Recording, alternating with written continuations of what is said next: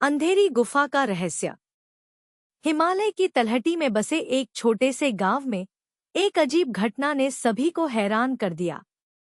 गांव के पास की गुफा से हर अमावस्या की रात एक अजीब सी आवाजें आती। गांव वालों का कहना था कि यह गुफा श्रापित है और जो भी अंदर गया कभी वापस नहीं आया। अर्जुन, एक साहसी युवा और वैज्ञानिक, इन अफवाहों पर विश्वास नहीं करता था।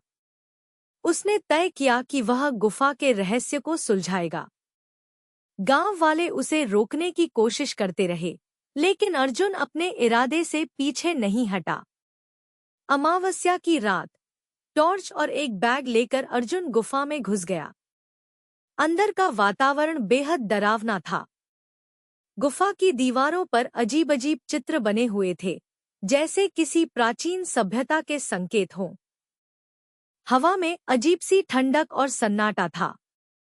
चलते चलते अर्जुन को एक दरवाजा मिला, जिसके ऊपर लिखा था, यहाँ केवल वही जाए जिसे सच्चाई का सामना करने का साहस हो।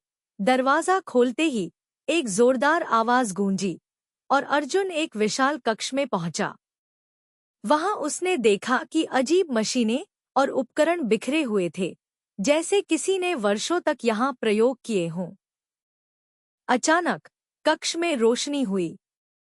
एक आदमी, जिसकी उम्र 60 से 70 साल के बीच होगी, अर्जुन के सामने प्रकट हुआ। उसने कहा, तुम्हें यहाँ नहीं आना चाहिए था। अर्जुन ने साहस दिखाते हुए पूछा, तुम कौन हो और ये सब क्या है?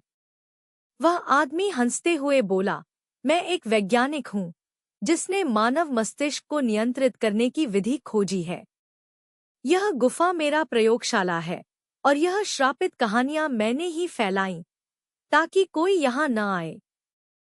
लेकिन अर्जुन को महसूस हुआ कि वह व्यक्ति अब खतरनाक इरादे रखता है।